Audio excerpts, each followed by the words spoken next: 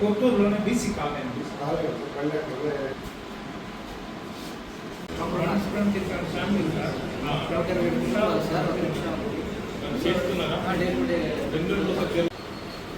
House tax తర్వాత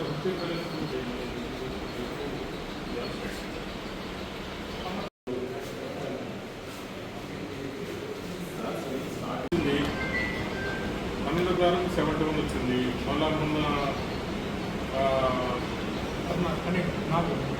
ఏప్రిల్లో ఎంత వచ్చింది?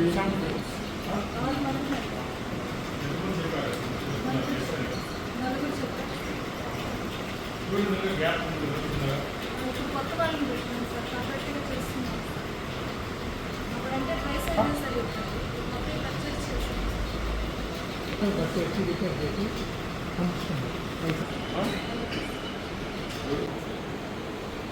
హైయెస్ట్ పర్సంటేజ్కి ఎంటర్ చేసింది కొత్తూరు చింతూరు 80%. కంగ్రాచులేషన్స్, బాగా చేశారు. అది మండలానికి 11% ఉంది.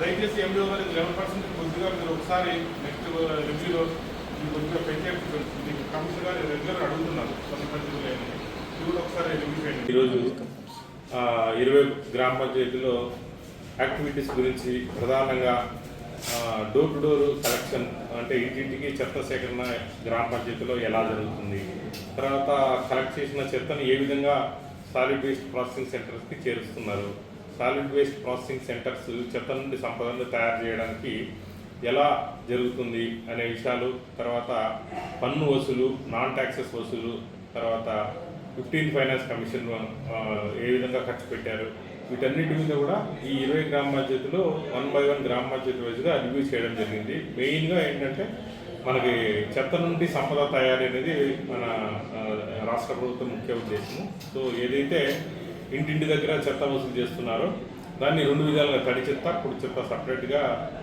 కలెక్షన్ చేయాలి. తడి చెత్తను నాడతొట్లకి తీసి ఆ తడి చెత్త నుండి వర్మీ కంపోస్ట్ తయారు చేయాలి.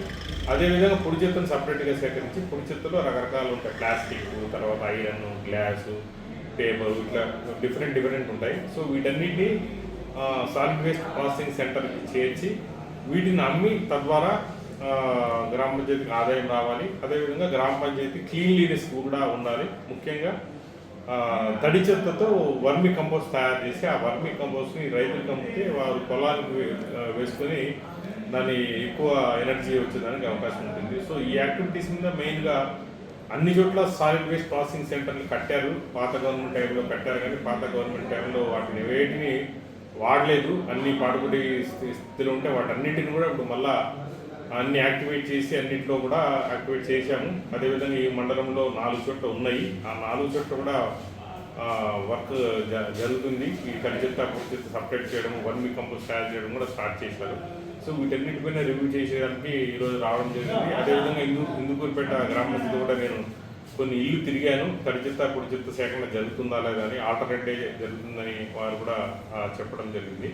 అదేవిధంగా రాష్ట్ర ప్రభుత్వం కూడా IVRS కాల్స్ ద్వారా మొత్తం రాష్ట్ర వ్యాప్తంగా కూడా ఈ యాక్టివిటీస్ మీద IVRS కాల్స్ ద్వారా ప్రజా అభిప్రాయం తెలుసుకుంటున్నారు. ప్రజల అభిప్రాయం తెలుసుకుని దాని ప్రకారం ఏ పంచాయతీ ఏ ర్యాంకింగ్లో ఉంది, ఏ మండలం ఏ ర్యాంకింగ్లో ఉంది, వీటన్నిటి కూడా జరుగుతుంది.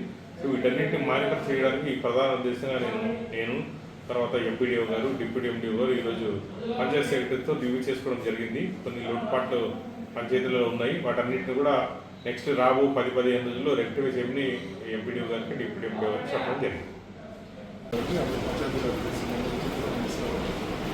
సార్ చెప్పినట్టు యాక్చువల్గా మీరందరూ కూడా ప్రతి గ్రామ పంచాయతీకి సంబంధించిన సభ్యులన్నింటిలో కూడా మీరు యాక్టివ్గానే ఉన్నారు నాకు తెలిసి.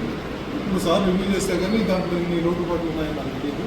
కాబట్టి నెక్స్ట్ వీక్ ఖచ్చితంగా ఇప్పుడు డిపిఓ గారికి మనం ఏదైతే మాట ఇచ్చామో నెక్స్ట్ వీక్ కల్లా 90% ఖచ్చితంగా చేస్తాము.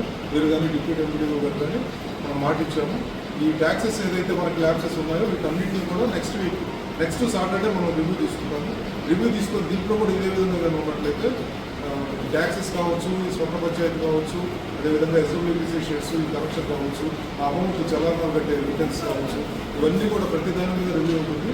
సాటర్డే రోజు మీ రివ్యూలో మీ ప్రోగ్రెస్ని బట్టి డిపిఓ గారికి రిపోర్ట్ కూడా పంపించడం జరుగుతుంది. ముందుగా చెప్తున్నాము.